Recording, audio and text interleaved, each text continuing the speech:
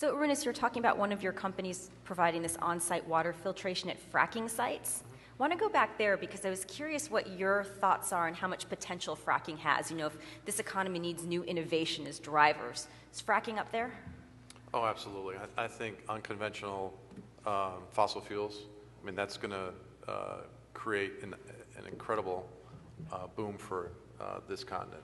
We're going to be self-sufficient ourselves probably the next 15 to 25 years. Despite those environmentalists getting in the way of pipeline, well, and Keystone Pipeline? Well, the technology is getting better. The safety, there are some regulations that people are putting in that make much more sense. The states are weighing in much more. I mean, it was a little bit of a cowboy era 5-10 years ago. I think things are going to get better, but you can't fight, you know, the economic sort of formula there on what's going to be happening. You know, we were talking about Keystone before the session started, and you know, my family's a pretty strong environmental family. We believe there is going to be a warming planet. We believe there's going to be adaptation. We believe there's not going to be a happy ending here at all. But it doesn't mean you throw up your hands. But at the end of the day, what's the next alternative? If you tell the Canadians they can't ship it to the U.S., what are they going to do? Ship it to China. And how does that help, you know, overall? I mean, the safety issues for keeping the water pure and the animals safe and with a pipeline in the U.S., I mean, those issues are so small compared to, you know, the damage it would do to the economy, national security, other kinds of things, let alone greenhouse gas emissions if you start shipping that kind of stuff to Asia. So I feel really bullish on, you know, where the world's headed on the whole fracking unconventional reserves. So 15 years before we're energy independent, you think, in this country? Oh, everyone's got different estimates. Could be but that's 5, could be 10, could be. That's a shorter one. It's going to be in my lifetime, for sure. Excellent. Oh, a lot of questions. Sir? For the three gentlemen, how are you adopting technology in your practice, let's say compared to 5-10 years ago? For example, like Ellen, I understand it took 200 man-hours per ton of steel production. Right now it's around 20. So what kind of transformation have each of you have done, your company has done, to transform the business where it is using technology? And what type of new technology that is most exciting in your industry that you are going to, you know, focus on? Jay, you want to begin, or you want to address that? This is the insurance industry, so I'm not sure we have really exciting technology. Well, math geeks might disagree. This is the insurance industry, but I you know, under the covers, what's taking place? If you look at the way our products were developed and priced not that long ago, you know, you relied very, very heavily on, you know, call them seasoned underwriters, you know, people who had been in the business for a very, very long time. We have some of the best in the business, and we have lots of them, and they're phenomenal. They're absolutely phenomenal.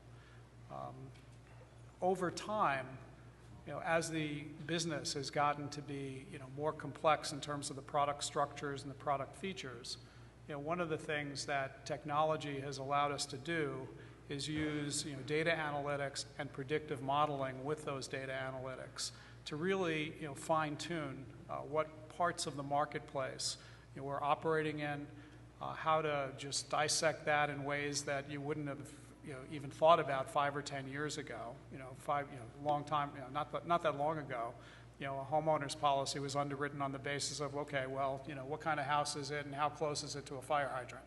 And, you know, now what goes into the pricing of that product in terms of predictive modeling, you know, is astoundingly different. So, you know, using technology as really, you know, trying to understand, you know, what the loss content might be or will be associated with the, you know, the tranches of product you're writing is a very, very significant change to what's taking place in the business. And then, you know, just looking at, you know, big data in general and the kinds of information that a company like ours has been capturing for decades and building that into, you know, the data sets to go through and mine that. I've had comical, you know, what I consider comical, this is insurance, so bear in mind the definition of comical, but, you know, comical conversations with some of our actuaries associated with, you know, pricing commercial insurance on properties. We had a situation a couple of years ago where we had a major initiative to establish a very, very comprehensive database going back many, many years into the loss files associated with all of our commercial businesses. And I said to one of the actuaries who was really behind this, because it was a multi-million-dollar effort, what are you looking for? What are you looking for in terms of using this data, and how can you look at the cost of the spend here relative to the pricing benefits you're going to get? And we got into this conversation about the structure of the coverage, covering the building, the shrubbery around the building, and the ability to start dissecting all of these little elements of loss and what happens in a certain event. And is the shrubbery going to get damaged? Is that going to be part of the loss? And if so, are we pricing accordingly? Can you price, more effectively more competitively by understanding that? So, there's just lots and lots going on, under the covers with using very sophisticated modeling and very sophisticated data mining to just really get at this whole question of loss costs. And I think what's interesting too, and the other conversation we get into, is to whose benefit. We talk to our shareholders about being a business that over time is intended to create a mid-teens ROE. And one of the fascinating discussions we get into about technology is, to the extent you are getting more refined in your modeling of loss costs, is that to the benefit of the shareholder by holding price constant and reducing your loss costs, or is that just getting pushed back into a benefit to the policyholder by bringing the price down? And it's fascinating to see how that's manifesting itself in the market. And the other thing that we're doing and others are doing is the use of telemetrics. Being able to look at something like auto insurance and have devices in cars that are actually providing real-life information and real-time information as to how people are driving those cars. So to the extent you're a very, very safe driver, your braking patterns are fine, your time of driving is also great.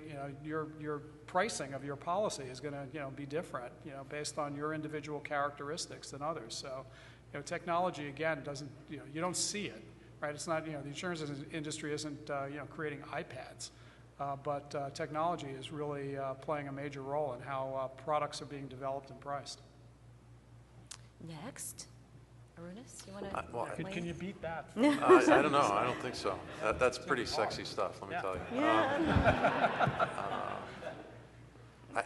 I think of all the things I've seen so far, the one that excites me the most happens to be one of the new ones we're working on right now. It's on the water purification side. I really think that with changes in the climate, with just the population, there's probably between 1.5 billion and 2 billion people in the world that don't have access to clean water. The impact on diseases, the impact on, local skirmishes.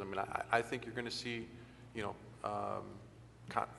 like military conflicts coming around the next 20, 30 years because of fresh water.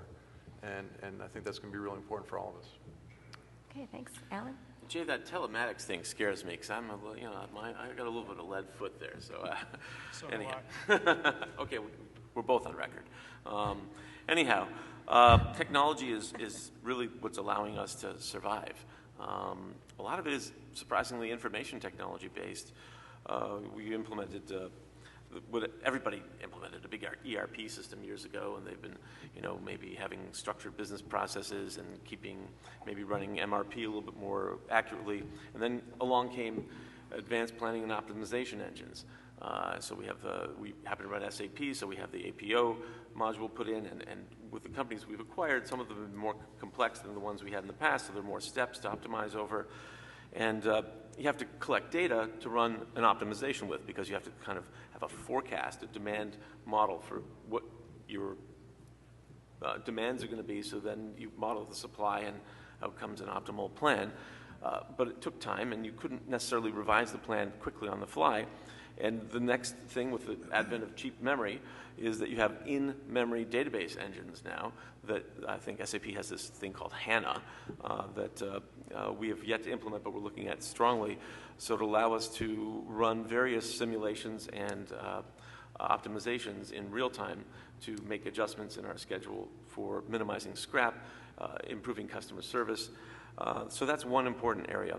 I think I mentioned earlier the CapEx that we've been doing in our plants on the plant floor, putting in the latest equipment and automation systems to do a few things. Reduce man hours per ton is important, but we have really taken a view that safety is one of the most important things.